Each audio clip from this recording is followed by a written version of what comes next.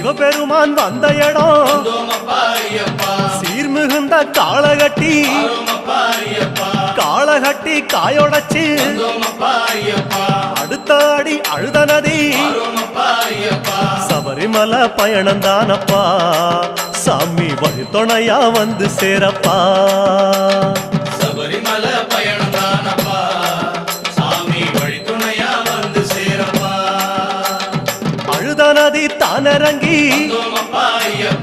ஆறுதலா தாங்குளிச்சு அடியில் ஒரு கல்லெடுத்து ஆழி பூச பண்ணி புட்டு காந்தமல ஜோதியானவா எங்க காவலாக வந்து சேரப்பா